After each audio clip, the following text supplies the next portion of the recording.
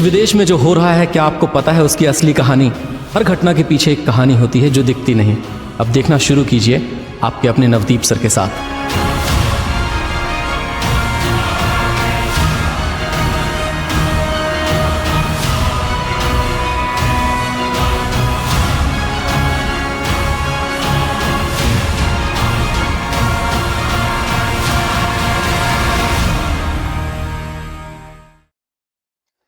एक बार इंसानियत शर्मसार हुई थी 13 अप्रैल 1919 को, जिस समय जनरल डायर ने उस आम तौर पर बिल्कुल ही सामान्य लोग जो आंदोलन कर रहे थे उनके ऊपर गोलियां बरसाई थी।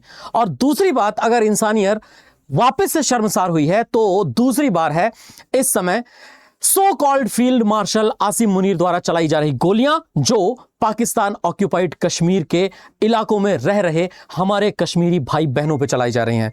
दोस्तों, मैं आप सभी लोगों का ध्यान इस तरफ ले जाना चाहता हूं कि जैसे जलियांवाला बाग हत्याकांड में जनरल डायर था, वैसे ही इस समय पाकिस्तान का आसिम मुनीर जानबूझ करके गोलियां चलाई जा रही हैं। उन लोगों को मारा जा रहा है जिन लोगों की कोई गलती नहीं है। और दोस्तों, अगर आप वहां के दृश्य देख लेंगे तो इतना ज्यादा विभत्स है, इतना ज्यादा खराब लगेगा आपको कि आपको भी लगेगा कि आखिर रह रहे उन सामान्य इंसानों की गलती क्या है। आखिर क्या गलती है उन लोगों की जो लोग वहां पर रह रहे हैं।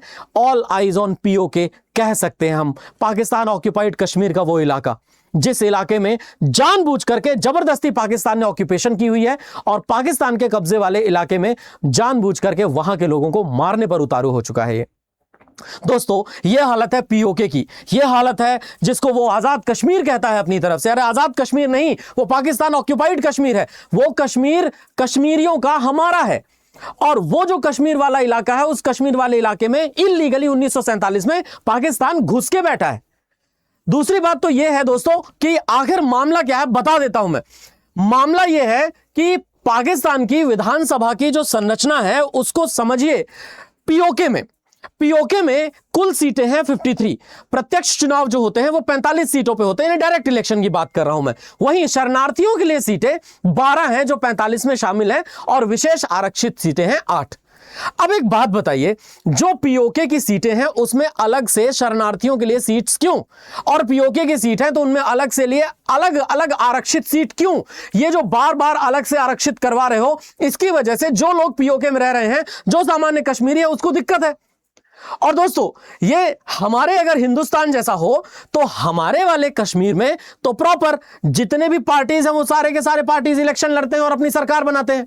चाहे वो पीडीपी हो, चाहे वो उमर अब्दुल्ला साहब हो, या उनके फारूक अब्दुल्ला साहब हो, या इवन शेख अब्दुल्ला साहब, कोई भी पार्टी बनाए हमारे भारत के कश्मीर में आराम से चुनाव लड़ सकता है। अपनी पार्टी के अपने विचारधारा के हिसाब से कश्मीर को चला सकता है, इसमें कोई दो राय नहीं है।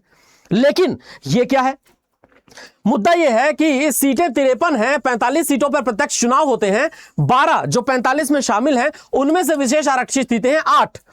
अब देखो, मिला के जो पूरा विवाद है वो यही है कि केंद्र में 12 सीटों के विवाद का मामला है, और अक्टूबर 2025 में मुजफ्फराबाद जो समझौता हुआ वो भी विवाद की एक वजह है। पाकिस्तान सरकार, पीओके प्रशासन और जेएसी के बीच में पिछले वर्ष जो हिंसक आंदोलन हुए थे उनके बाद ये समझौता किया तो गया, लेकिन उसके खिलाफ विरोध प्रदर्शन जारी है।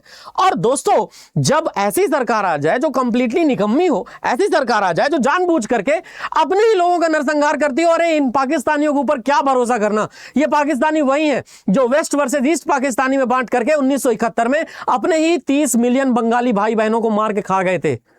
अरे ये वो लोग हैं, ये वो हैं जो अपने आप को कहते हैं लेफ्टिनेंट जनरल मोहम्मद अमीर, अकबर अब्दुल्ला खान नियाजी, हिलाल जुर्रत, सितारा पाकिस्तान, इतने बड़े बड़े नाम लेकर के, लगता है जैसे गांव का एड्रेस लिखा हो पूरा पूरा, इतने बड़े बड़े नाम लेकर के, और बचर ऑफ बांग्लादेश बने फिरते हैं, टिक्का खान।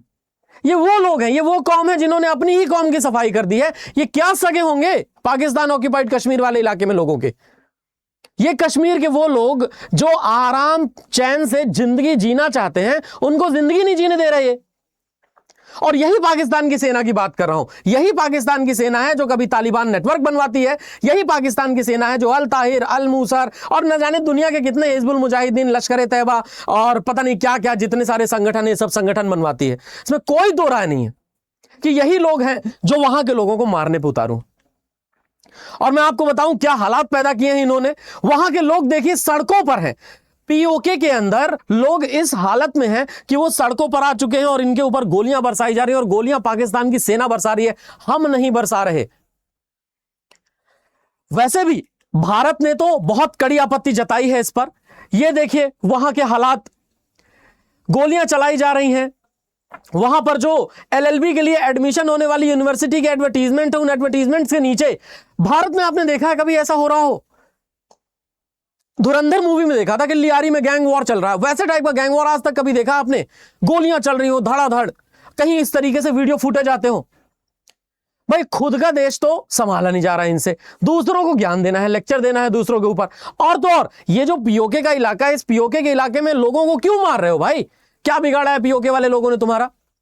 एक तो जबरदस्ती तुमने उनके ऊपर अधिकार किया 1947 में, ऊपर से ये जो हालात हैं यहां देखिए, AK-47 लेकर के घूम रहे हैं ये जो पुलिस के लोग हैं, गोलियां बरसा रहे हैं वहां के लोगों पर।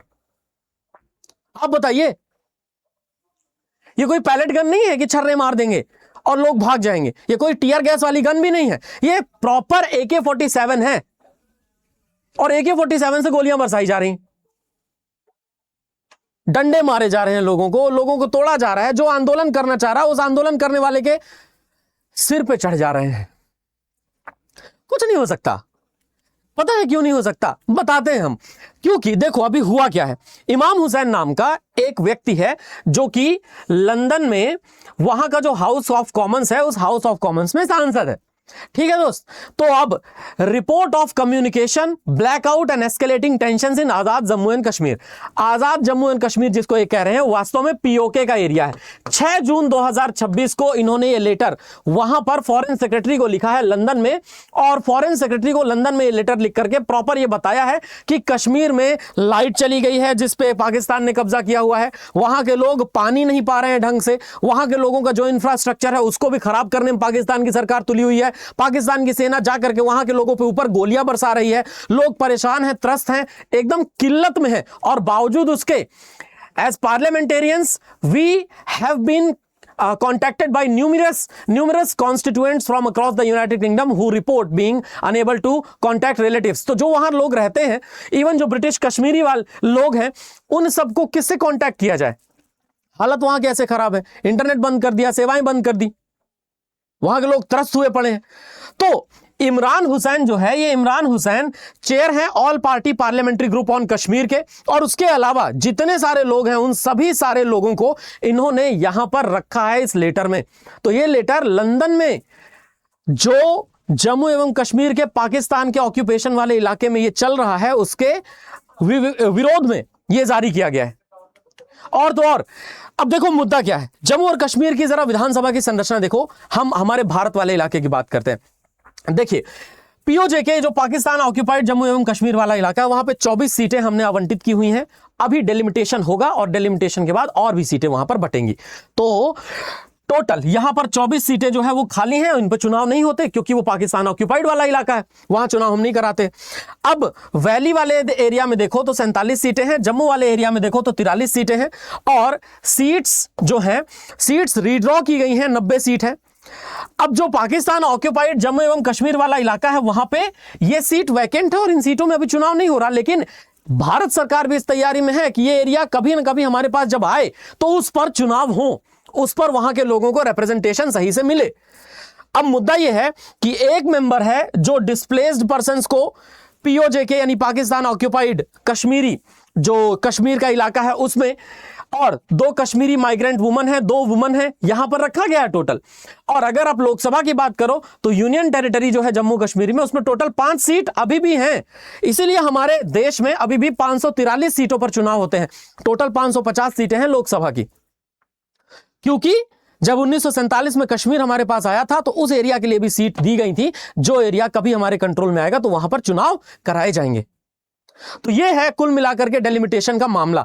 अब भारत के जम्मू एवं कश्मीर की विधानसभा और भारत के जम्मू एवं कश्मीर की लोकसभा की सीटें ऑलरेडी पीओजे के यानी पाकिस्तान ऑक्यूपाइड जम्मू कश्मीर एरिया में आवंटित हैं, पाकिस्तान ऑक्यूपाइड कश्मीर एरिया में आवंटित हैं।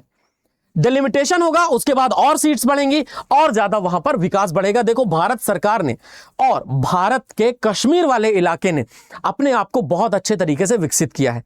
अगर आप देखो तो वहां पर शांति है, बढ़िया कार्य चल रहा है और वहां के जो लोग हैं वो खुशहाली से अब अपना व्यापार कर पा रहे हैं। कश्मीर हमारी मुख्य धारा में शामिल है। न जाने कितने सारे कश्मीरी मेरे ही साथ पढ़े, न जाने कितने सारे कश्मीरी दिल्ली यूनिवर्सिटी में पढ़ते हैं, जेएनयू में पढ़ते हैं, दिल्ली एनसीआर में आकर के पढ़ते हैं, एवं इसके अलावा न जाने कितने सारे मेडिकल कॉलेजेस हैं, आर्ट्स के कॉलेजेस हैं, वहां जाकर के पढ़ते हैं और वो बहुत अच्छा अच्छा काम कर रहे हैं। श्रीनगर में जहां कभी एक समय पर लाल चौक में तिरंगा फहराने में दिक्कत जाती थी, वहां आज आराम से शान से तिरंगा फहरा रहा है।